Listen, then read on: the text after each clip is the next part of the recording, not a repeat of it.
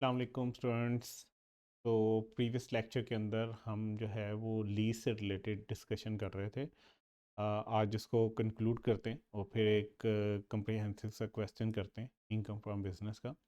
अच्छा, तो लीज से रिलेटेड हम बात करते हैं कि if in the numerical we start from accounting profit, अगर हम न्यूमेरिकल में अकाउंटिंग प्रॉफिट से स्टार्ट करें, following would be the presentation of lease assets. So lease assets से रिलेटेड जो चीज़ें होंगी उनकी कुछ इस तरीके से presentation.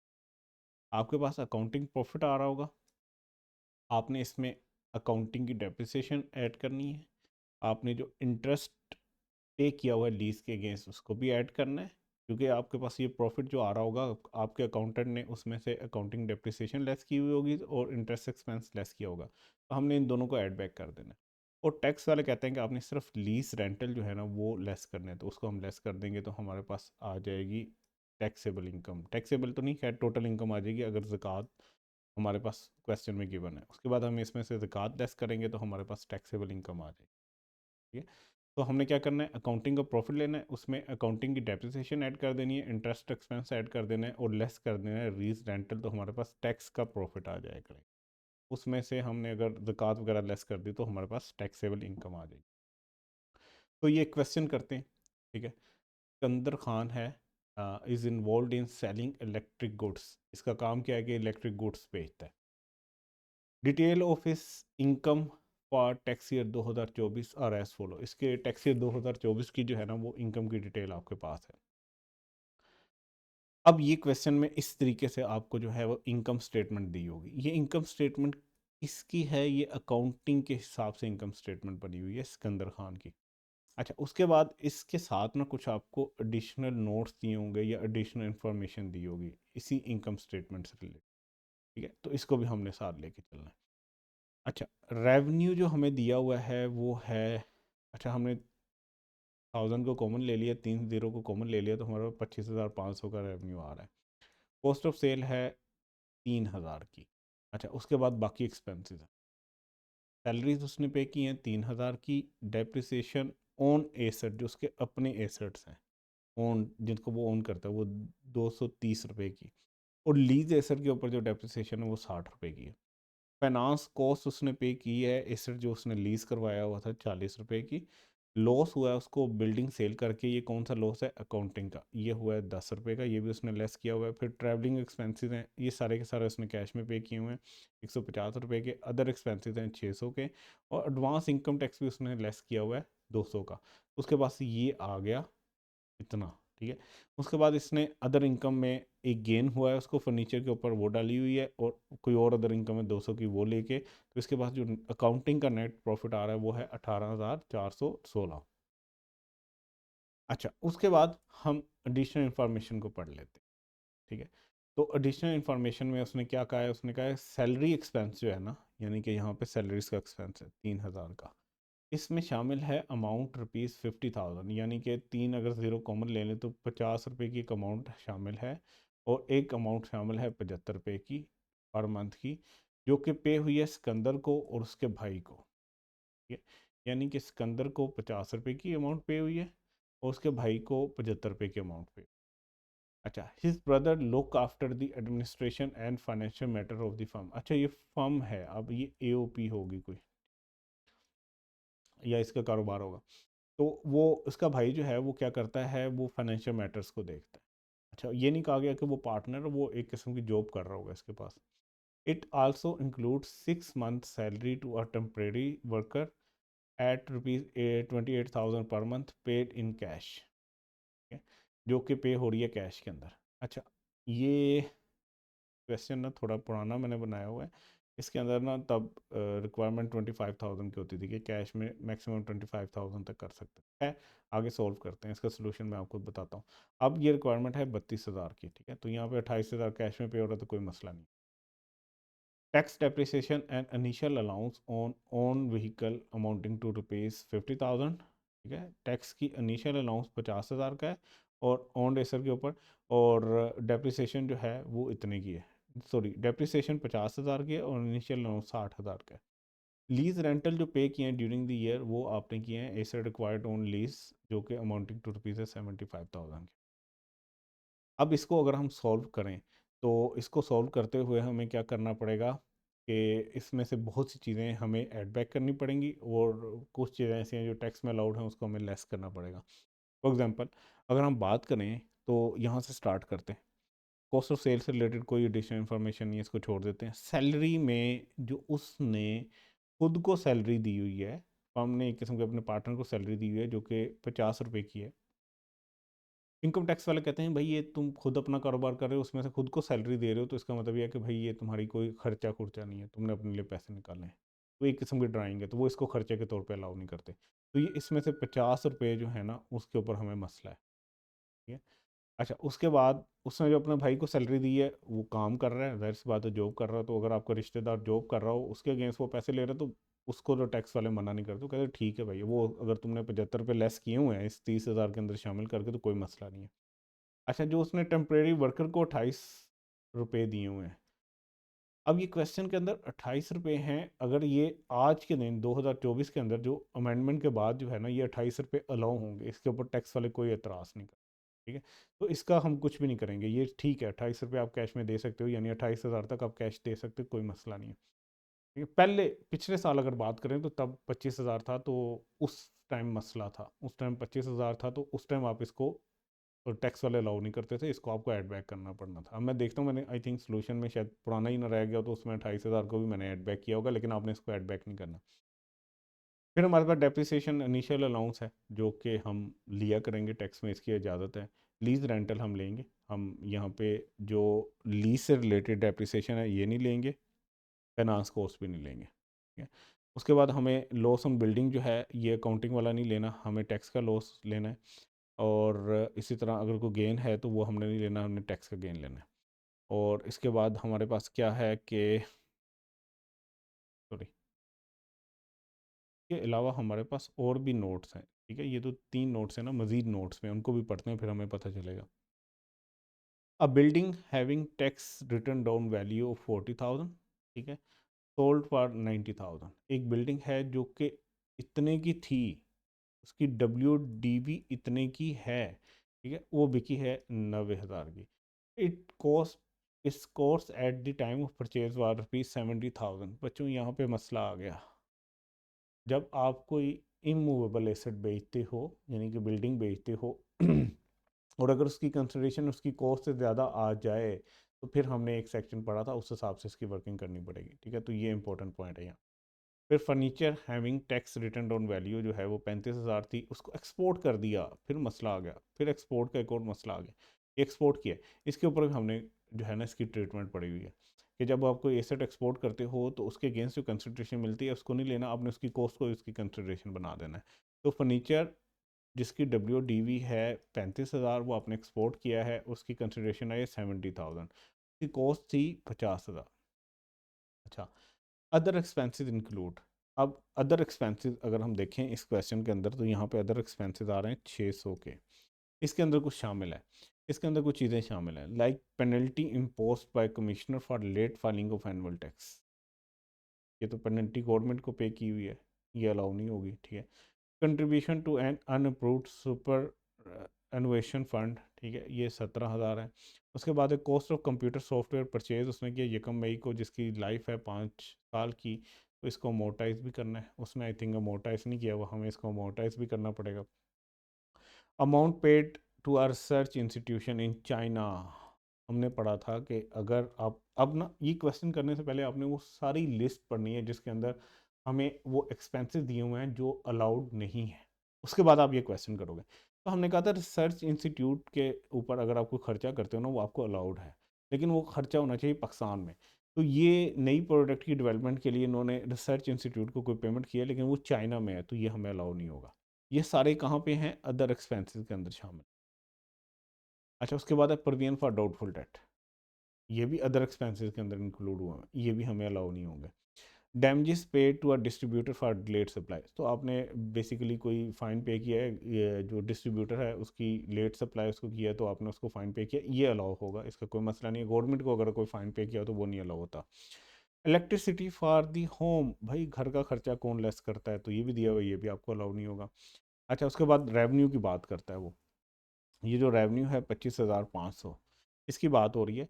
Revenue include 75,000 recovered from Moin in respect of bad debt for tax year 2012। इसको रेवेन्यू के अंदर शामिल है 75,000, यानी 75 पे जो कि रिकवर हुआ है मोइन से। और ये बैड डेट जो थे हो गए थे 2022 में, अब 2024 चल रहा है। Actual bad debt recorded was 80,000, however tax authorities allowed 45,000। तो ये बैड डेट वाली वर्किंग भी यहाँ पे आपको करनी पड़ेगी। उसके बाद क्रेडिटर है, उसमें 6 लाख रुपए का रेंट पेएबल था, which has been allowed as deduction on accrual basis against the income for the tax year 2020। तो अभी आपने क्रेडिटर को जो है ना वो 6,000 का क्रेडिटर जो आ रहा है ना, वो भी अभी आपके बैलेंस शीट में आ रहा होगा, लेकिन आपने पेबल तो रिकॉर्ड किया हुआ है, ये एक्सपेंस रिलेट करता है 2020 से, और आज 2024 है, तो 3 साल गुजरने के बाद आपने वो पे नहीं किया, तो ये भी आपको इनकम के अंदर जो है वो ऐड करना पड़ेगा। तो इसकी स्टार्ट करते हैं। मेरे पास यहाँ पे स्लाइड नहीं है, खाली है। चलते हैं इसको ना। अच्छा, सबसे पहले तो आप एक काम करें, आप ना इस क्वेश्चन को ना, इसकी पिक्चर लें, और ये क्वेश्चन इस स्लाइड पे भी है और इससे अगली स्लाइड पे भी है। तो आपको ना ये क्वेश्चन सारे का सारा एक दफ़ा आपने खुद सॉल्व करने की कोशिश करनी है। इसको यहाँ पे रोकिएगा, और उसके बाद ना इस सारे क्वेश्चन को एक दफ़ा खुद से सॉल्व करने की आपने ट्राई करनी है। ठीक है, चलें इसको ना मैं कोशिश करता हूँ, स्लाइड यहाँ पे हम करने की कोशिश करते हैं। फिर मुझे वापस बहुत ज़्यादा जाना पड़ेगा। ठीक है, तो हम स्टार्ट करते हैं। हमारे पास जो अकाउंटिंग प्रॉफिट है वो 18,416 है। ठीक है, सिकंदर का अकाउंटिंग प्रॉफिट जो है वो 18,416 है।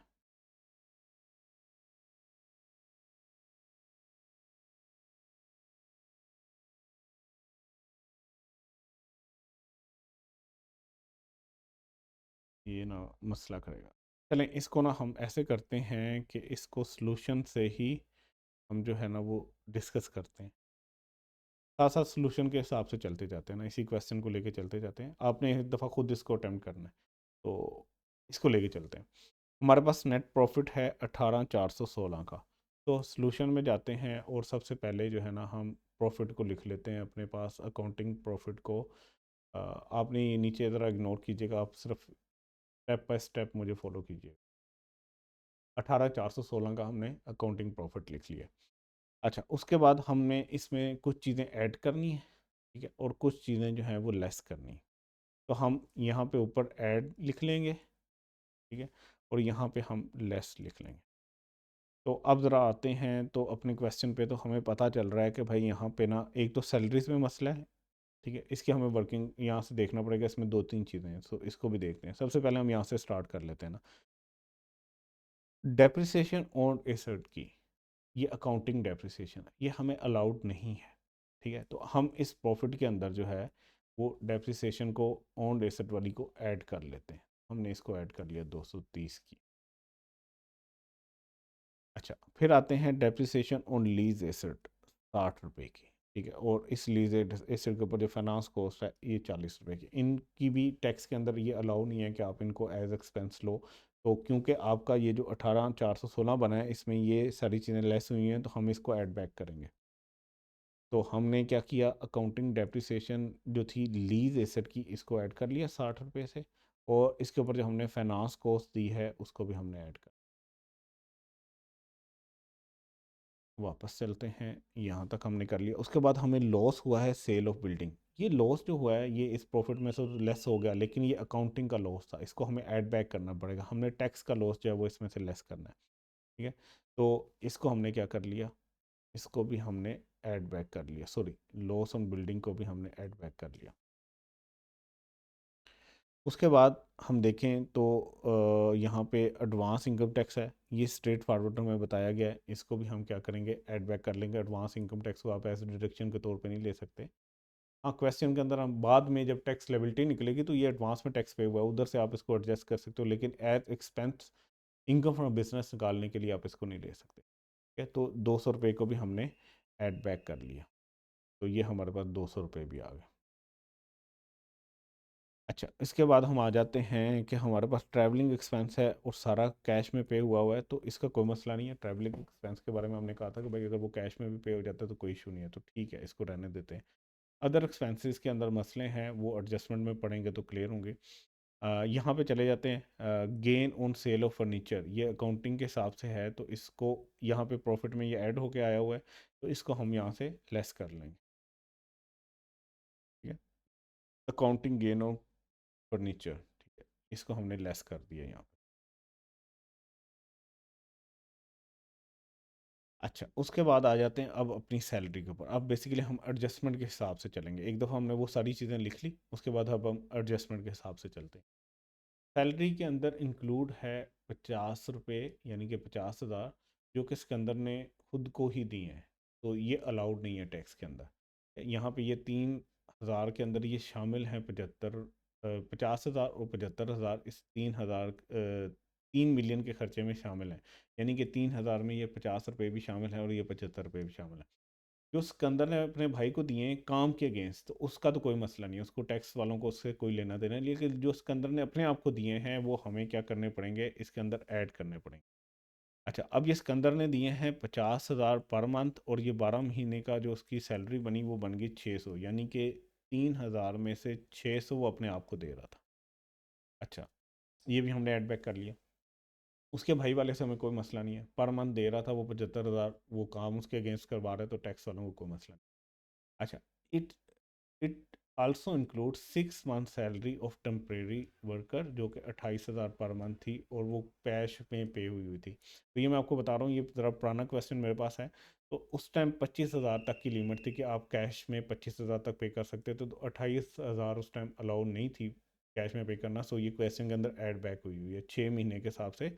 28 × 6, अब ये 28 नहीं, अब ये 32,000 की लिमिट है, तो अगर उसको क्रॉस करता है तो ठीक है, अदरवाइज इसको हम क्वेश्चन में नहीं लेंगे। तो यहाँ पे 28,000 के जो है ना वो किया हुआ है, तो ये भी हम क्वेश्चन के अंदर इसको इग्नोर करते हैं। ये 32,000 से नीचे है, तो इसको हम इग्नोर ही करते हैं। अच्छा, उसके बाद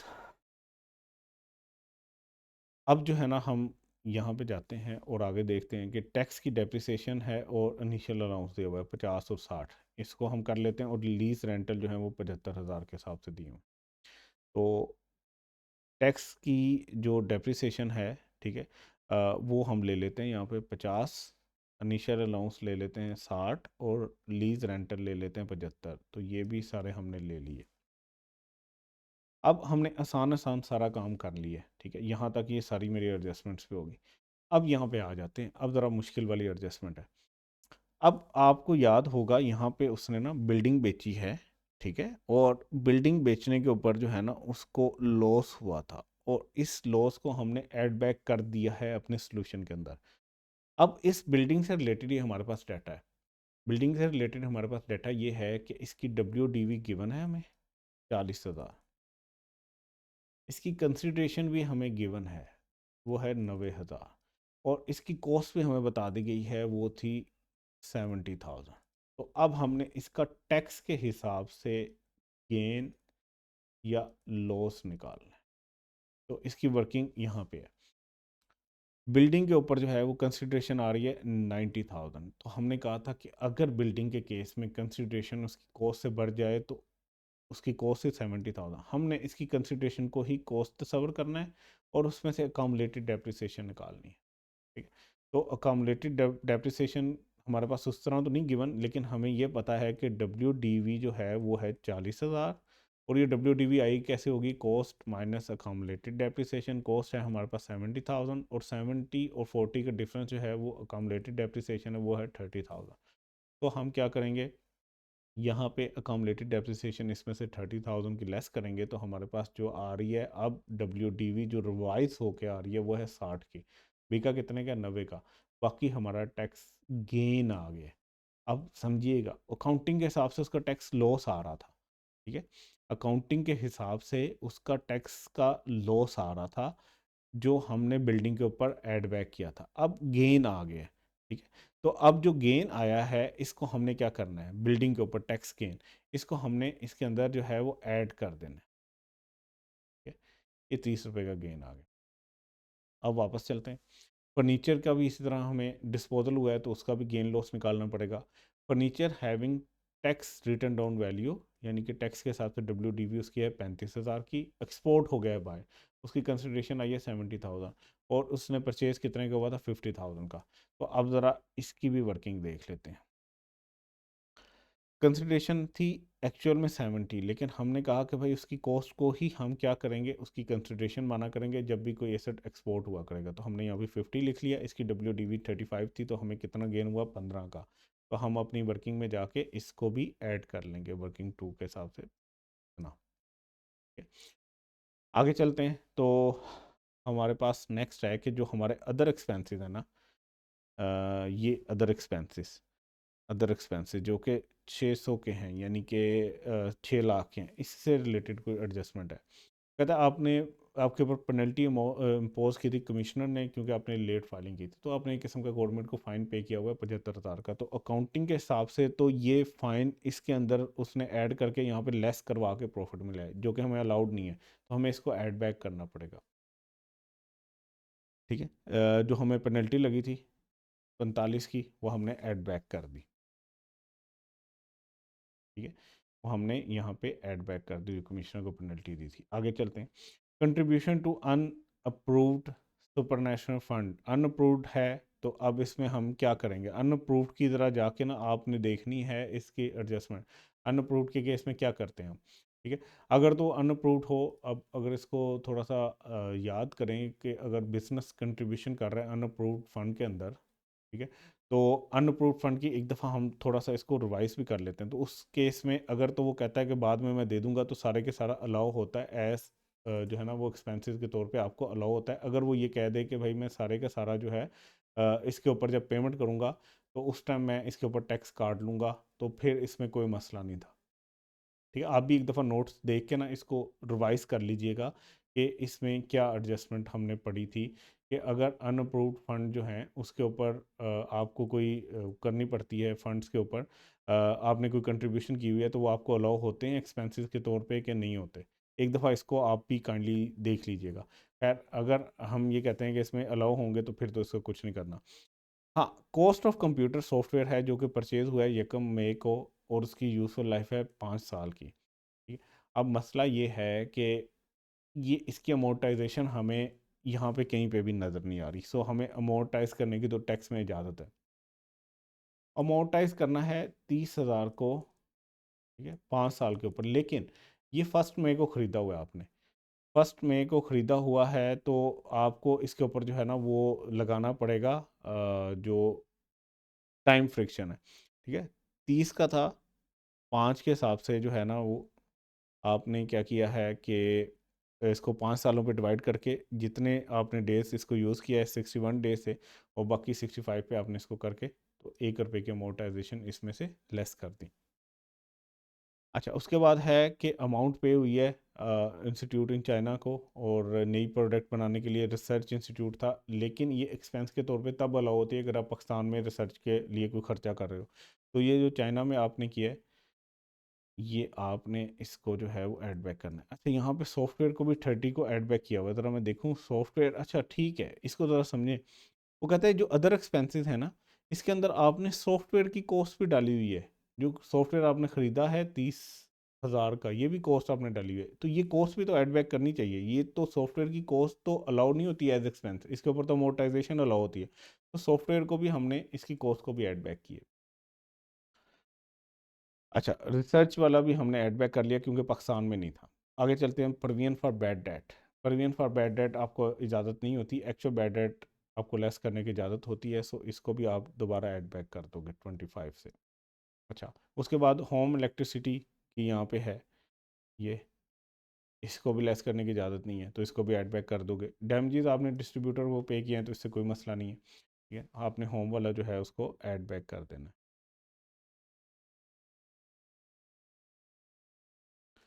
नेक्स्ट चलते हैं। वो कहते हैं कि जी रेवेन्यू के अंदर शामिल है 75,000 जो कि रिकवर हुआ है मोइन से बैड डेट के अगेंस्ट, जो कि टैक्स ईयर 2022 में हो गए थे। एक्चुअल बैड डेट जो रिकवर हुए, एक्चुअल बैड डेट जो रिकॉर्ड हुए थे वो 80,000 थे, लेकिन टैक्स अथॉरिटीज़ ने कहा था कि आपको 45,000 की डिडक्शन मिलेगी।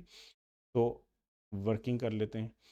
अमाउंट रिकवर कितनी हुई है 75, बैड डेट कितने के थे 80 के, आपको प्रीवियसली अलाउ कितने के हुए हैं 45 के, तो इसका डिफरेंस आ गया 35, 35 और 75 का जो डिफरेंस है ये एक्सेस आया है, ये चार्जेबल होगा।